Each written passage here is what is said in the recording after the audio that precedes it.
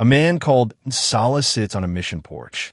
In his hands, wrapped in a small bundle of leaves, are the severed hand and foot of his 5-year-old daughter. They're all that came back. It was 1904 in the upper Congo basin, in a state that was the private property of one man. This is the Congo Free State, a private business empire owned outright by King Leopold II of the Belgians, that ran from 1885 to 1908 and that he himself never visited. It was not Belgium. It was his.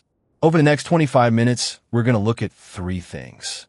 How one man, sitting in Brussels, came to acquire a country of more than 2 million square kilometers as personal property.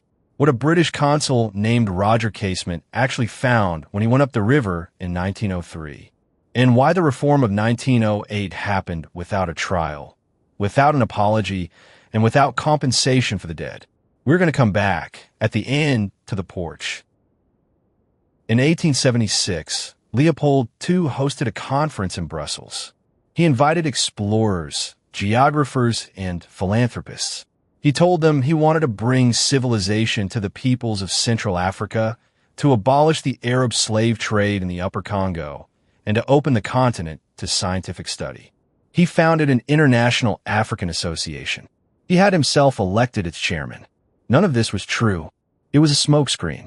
The reason for the smokescreen sat in the Belgian parliament, which had no appetite for a colony. So Leopold went around them. The association was not a Belgian institution. It was his. Between August 1879 and June 1884, Leopold's hired explorer, Henry Morton Stanley, the Welsh-American who had found David Livingstone in 1871, was in the Congo basin.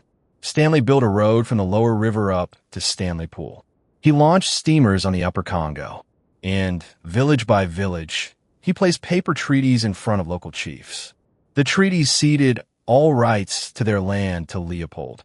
A French explorer named Christian de Bonchamps, who worked alongside the Belgians in Katanga, described the documents plainly.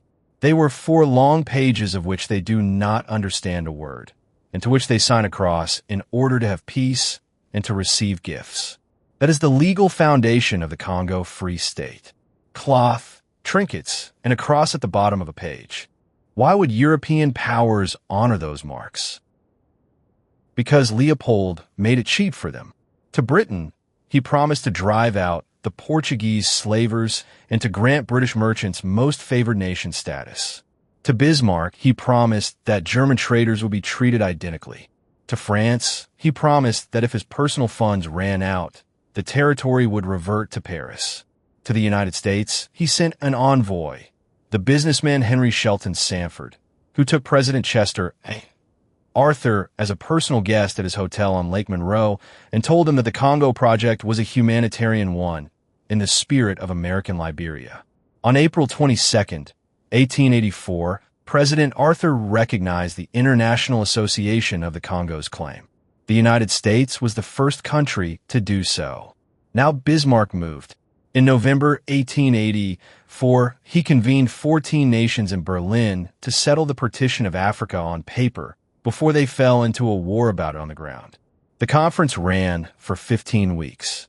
It ended on February 26, 1885. When the doors closed, Leopold's organization had been recognized as the sovereign of a territory of roughly 2,344,000 square kilometers, about 80 times the size of Belgium itself, with a population estimated at 30 million people. The conditions were simple. Free trade was to be guaranteed. The slave trade was to be suppressed. The territory was to be neutral. And the Congo was to be a personal union with Belgium only, not Belgian territory. On May 29, 1885, Leopold announced that his possessions would be named the Congo Free State. The Belgian parliament passed a resolution making him Roi Souverain, sovereign king, of a country none of them had ever seen. He would never see it either. Across 23 years of personal rule, Leopold did not once set foot in the country he owned. But for the Free State to pay for itself, the land had to be made to bleed. To understand how, we have to look at 3 decrees Leopold issued in Brussels in 1891 and 1892. The first problem Leopold faced was money. He had run up enormous debts financing Stanley's expeditions and the early steamer fleet. He had promised the Berlin Conference no import duties for 20 years, and the territory, on its own, generated very little for him. In a series of decrees in 1891 and 1892, he changed that. The decrees declared that all terras vacants, vacant lands, were the property of the state. Vacant was defined as any plot that did not contain a hut or a cultivated garden. In practice, that meant the forest. In practice, that meant 99% of the country. What that meant for a Congolese family depended on the geography. The rubber did not come from plantations. It came from vines growing deep in the forest, away from villages. By declaring the forest state property, Leopold had made it a criminal act for a Congolese man to harvest rubber for anyone other than the state, at a price the state set. A second decree carved a portion of that land into the domaine prive, the exclusive private property of the state.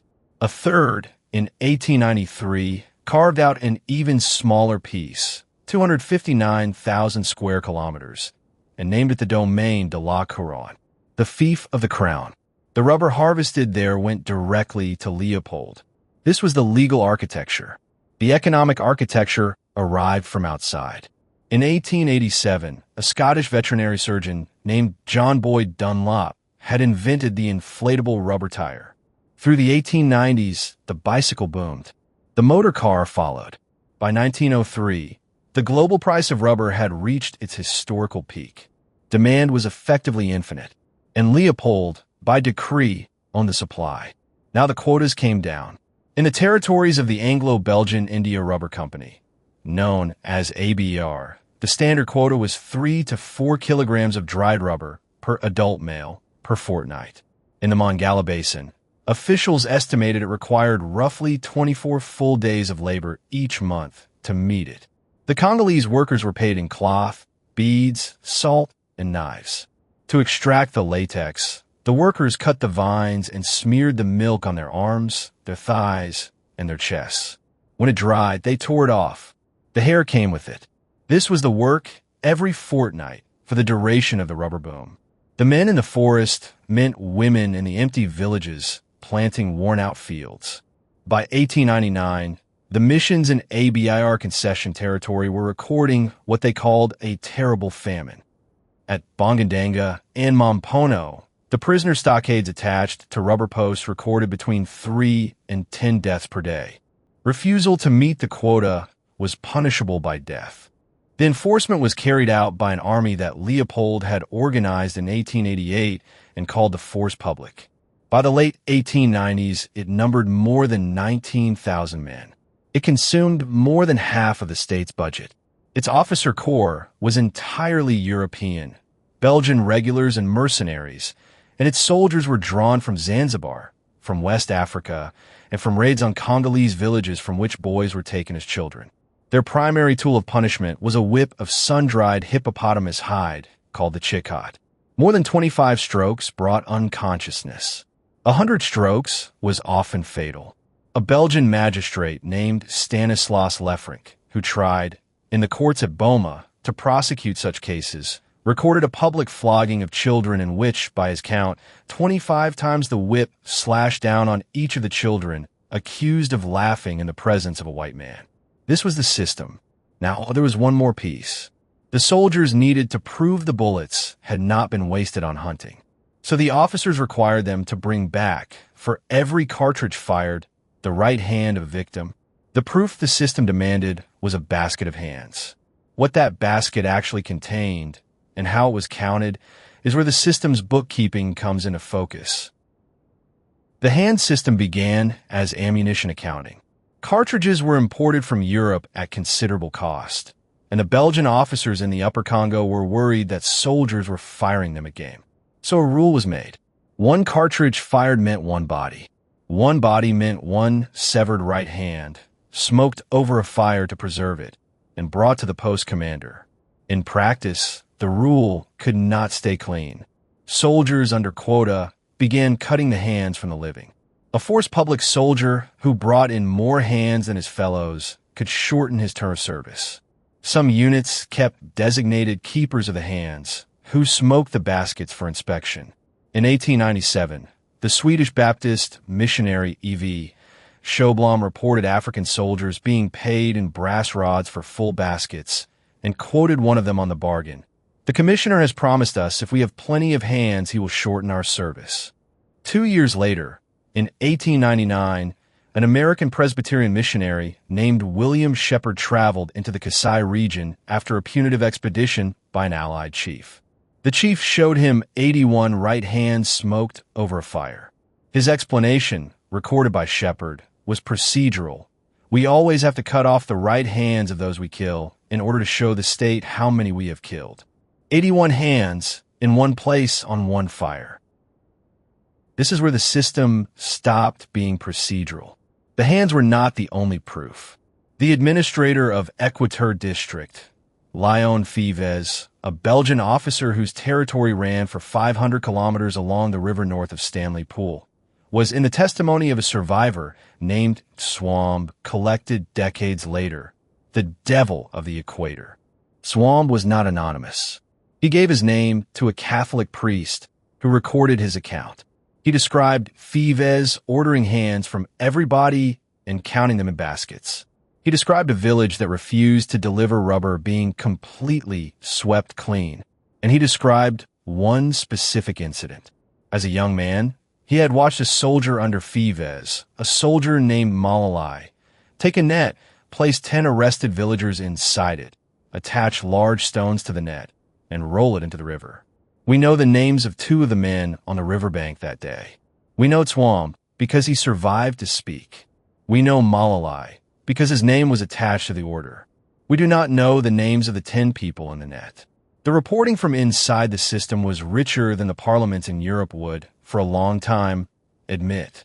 A junior Force Publique officer wrote home, describing an order to cut off the heads of the men and hang them on the village palisades, and to hang the women and the children on the palisade in the form of a cross. An unnamed Belgian officer wrote home, after the suppression of a revolt at Nyangwe, that his auxiliaries had eaten the bodies of the dead. He added a postscript, "Don't show this letter to anyone indiscreet." Cannibalism is in the sources. It is reported by named witnesses. Captain Sidney Hind, medical officer to the Belgian commander Francis Danis. And we mention it here only with that attribution, because 19th century European propaganda loaded the word with a racial register the historical record does not support as a generalization. The point in the documents is narrower and more damning. The Free State officers knew and tolerated that their auxiliaries were eating people. One of them wrote home that in Europe it would have horrified him, and that in Africa it seemed natural. Where in Europe was anyone listening? There had been a warning. On July 18, 1890, a black American journalist and Civil War veteran named George Washington Williams had published an open letter to His Serene Majesty Leopold II. Williams had traveled in the Congo. He had been promised it was a humanitarian enterprise. He found, instead, exactly the system this script has just described at its origin point. He used a phrase in that letter for what was happening on the Upper Congo. He called it crimes against humanity. It was the first time the phrase was used in the modern sense. The letter was read in chancelleries. It was read in newspapers. And for 13 years, nothing happened. Then a British consul came up the river. The consul's name was Roger Casement.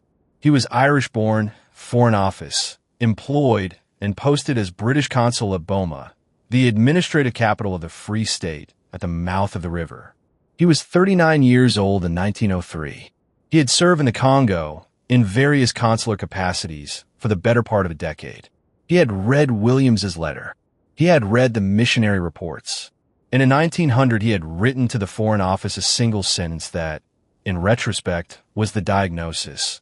The root of the evil lies in the fact that the government of the Congo is above all a commercial trust, that everything else is orientated towards commercial gain. That sentence sat in a file in London for 3 years. What changed? In May 1903, the House of Commons passed a resolution. It called on the British government to investigate alleged violations of the Berlin Agreement. The resolution did not come out of nowhere. It came out of a campaign run, almost single-handedly, by a Liverpool shipping clerk named E.D. Morel. Morel had taken a clerkship in 1891 at Elder Dempster, the firm that handled Belgian cargo to and from the Congo. He was French fluent. He had access to internal accounts. And by the late 1890s, on his trips between Liverpool and Antwerp, he had noticed something simple. The ships outbound from Liverpool to the Congo carried guns, chains, ordnance, and explosives. The ships inbound carried rubber and ivory. No payment went out. If no payment was leaving Europe, then the labor on the other end of the trade was, by definition, forced. Morel did the arithmetic, then he resigned. From 1901 he wrote full-time. By 1903, he had an illustrated weekly journal called the West African Mail. He had a circle of MPs. And in May 1903, he had a Commons resolution. The Foreign Office sent Casement up the river to look. He traveled in the Upper Congo Basin for several weeks, between December 1903 and February 1904. He interviewed workers, overseers, mercenaries, and missionaries. He produced a report of roughly 40 pages, plus 20 pages of individual witness statements taken down verbatim. It was published in 1904 as a command paper, laid before the British Parliament. Copies were distributed to the Belgian government and to the 14 nations that had signed the Berlin Agreement. The Casement report did something the Williams letter had not done. It came with the authority of a government, and it came with photographs. This is where Alice Seeley Harris enters the record. Harris had arrived in the Congo on August 4th, 1898, with her husband John and the Congo Bololo mission. She was posted first at a cow, near the Lolonga River, from 1898 to 1901. Then at Baringa, in Chwapa district, from 1901 to 1905. She carried a folding plate camera. In 1904, the same year the Casement report was laid before Parliament, two men walked up to the porch of her mission station. One of them was a man called Nsala. He was from a village called Walla. In his hands, he held a small bundle of leaves. He opened the bundle on the porch.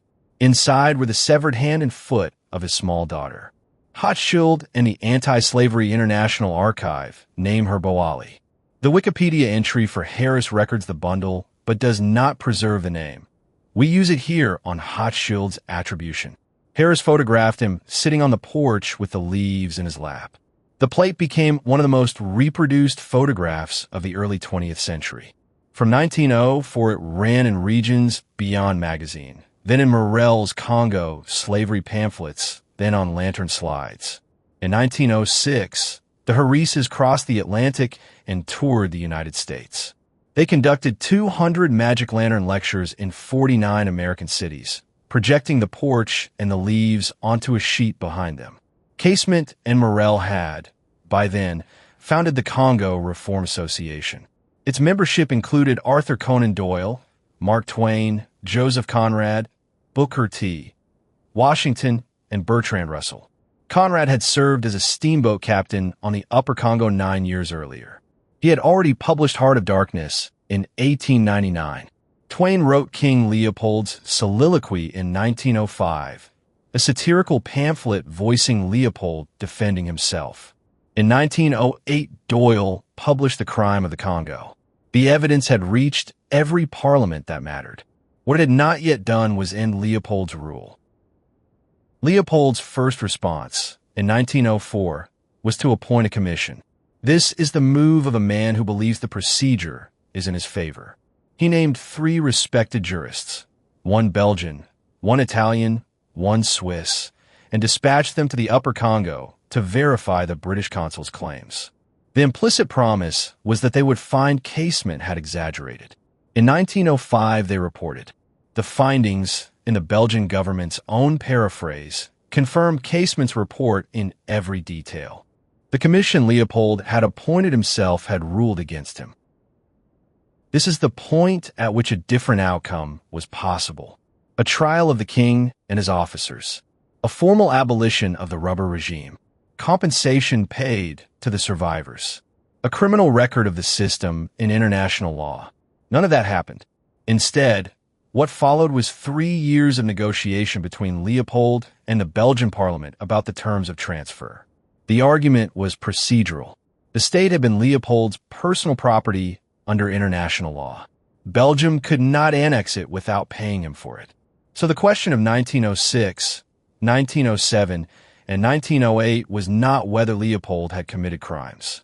It was how much the Belgian taxpayer should pay to relieve him of the country in which they had been committed. In 1906, Morel published Red Rubber. In 1908, Doyle published The Crime of the Congo. The international pressure was sustained. Belgian elections were held on the question. The major Belgian investment companies, who saw mineral wealth in Katanga that the rubber regime had been too crude to extract, pressed for state ownership. On November 15, 1908, the Belgian parliament passed the colonial charter. The Free State was annexed as a colony of the Belgian state and renamed the Belgian Congo. There was no trial. Before the handover, Leopold gave one specific order. The archives of the departments of finance and of the interior, the records of the rubber accounts, the concession contracts, the punitive expeditions, the hand counts, were to be destroyed. I will give them my Congo, Leopold is reported to have said, but they have no right to know what I did there. Most of the documentary record of his 23-year rule was burned. On December 17, 1909, Leopold II died in Brussels. He had never set foot in the country. He was 74 years old. At his funeral procession through the city, the crowds along the route booed. Now we come to the death toll.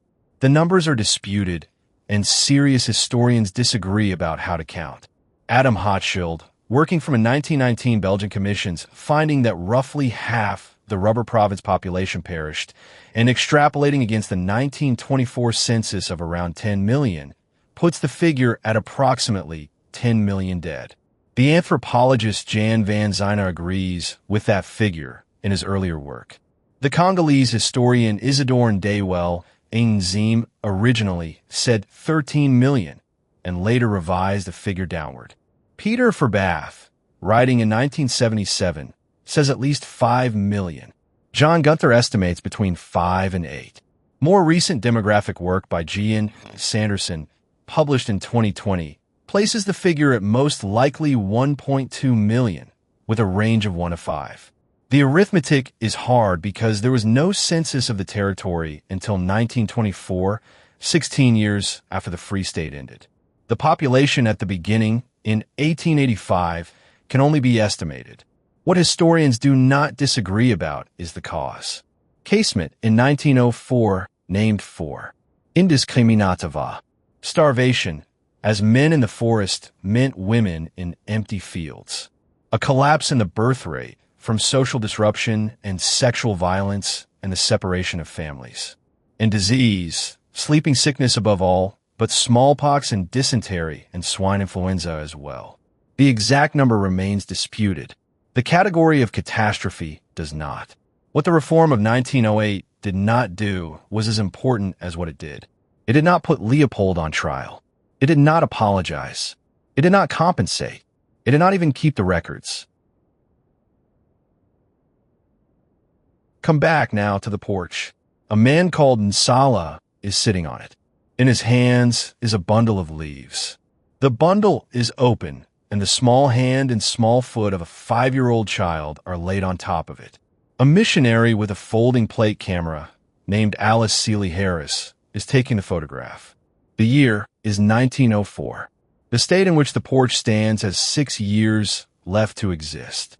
The man who owns the state will die in Brussels 5 years after that, having never set foot in the country. These are the things that survived. Harris's plate survived.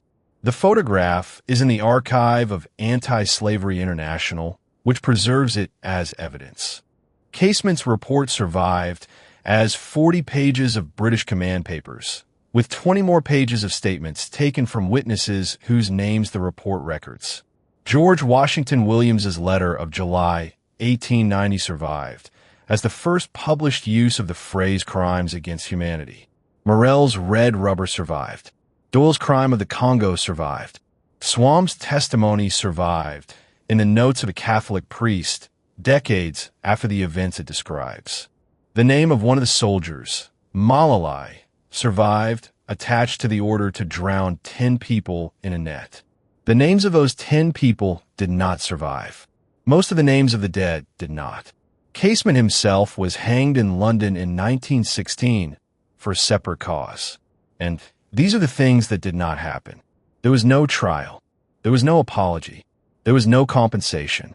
Leopold ordered the financial and interior archives burned before the handover, and they were burned. The first census in the territory was taken in 1924, 16 years after the Free State had ended, and the population in 1885, against which any death toll must be measured, can now only be estimated. On June 30th, 2020, the 60th anniversary of Congolese independence, King Philippe of the Belgians wrote a letter to President Felix Tshisekedi. In the letter, he expressed his deepest regret for the acts of violence and cruelty of the colonial period. He did not name Leopold. He did not use the word apology. There has been no compensation. But while he was 5 years old, most of the dead have no name we still know how to say. Sala is on the porch. The bundle is in his hands. It is all that came back.